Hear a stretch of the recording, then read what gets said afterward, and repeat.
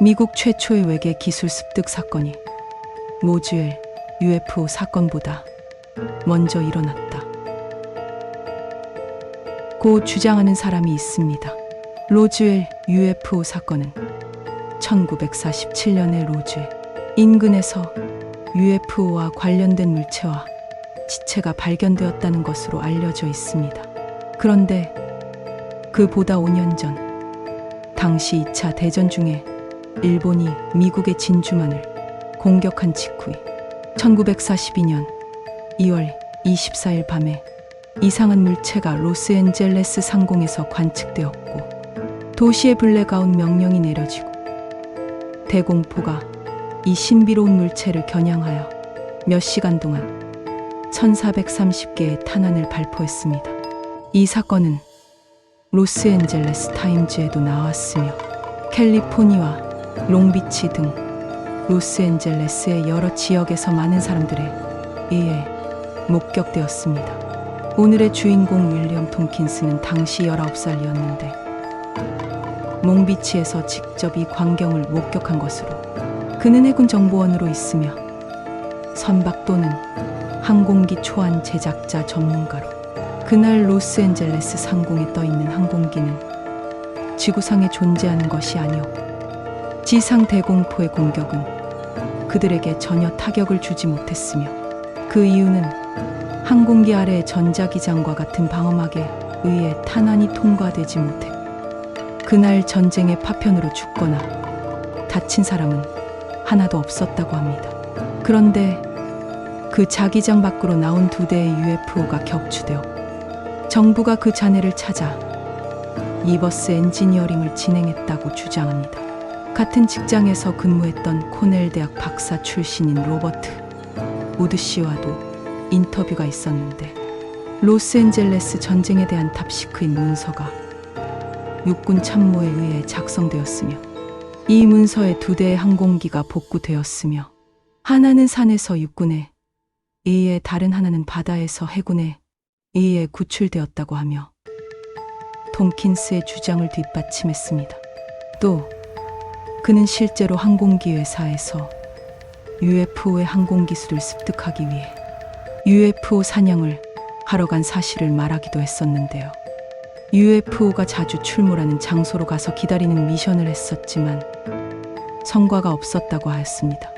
또 얼마 전 나사에서 공개한 파일럿에 의해 촬영된 UAP 영상은 바로 톰킨스와 함께 진행한 연구였으며 그들이 리버스 엔지니어링으로 만들어낸 비행 접시를 시험 비행하다가 파일럿의 미숙함으로 다른 시간, 즉 미래로 갔다가 다시 돌아온 것이라고 밝혔습니다.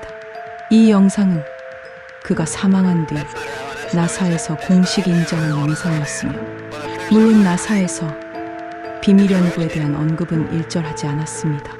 UFO는 반중력 장치로서 일반 상대성 이론에 의하며 물체 주변에 중력이 강할수록 그 물체 주변의 공간과 시간이 왜곡됩니다. 예로 지구와 떨어진 인공위성의 시간이 지구 표면의 시간에 비해 느리게 가기 때문에 일정 주기로 시간을 보정해주는 프로그래밍이 들어있다는 것은 물리학을 공부한 사람은 당연히 아는 것입니다.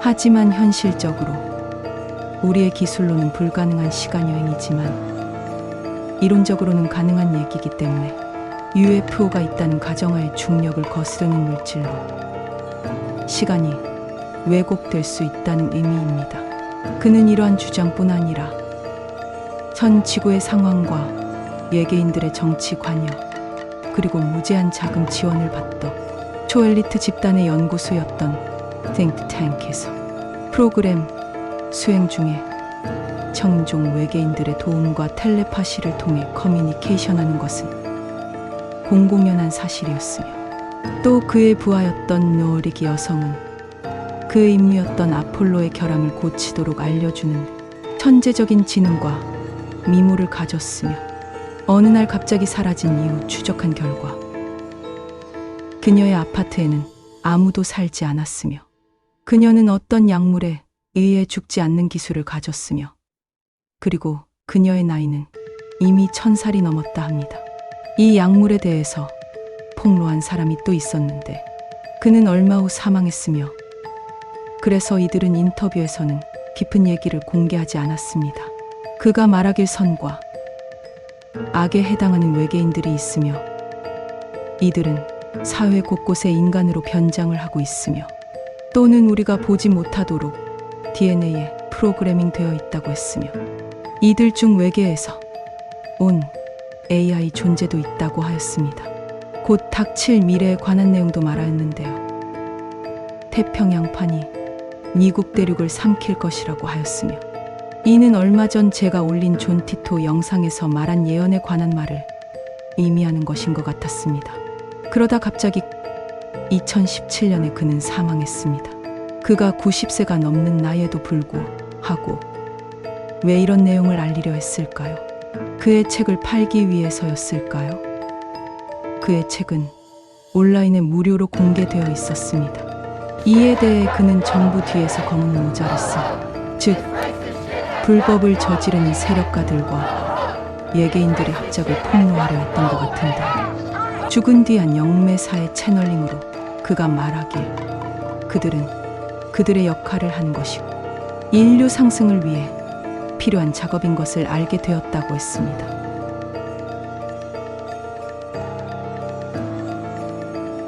현재 밝혀진 바에 의하면 약 2조 개 이상의 은하들이 관측되었습니다. 이러한 은하들은 다양한 크기와 형태를 가지며 우리 은하인 은하수를 비롯하여 다른 은하와 함께 우주를 이루고 있습니다.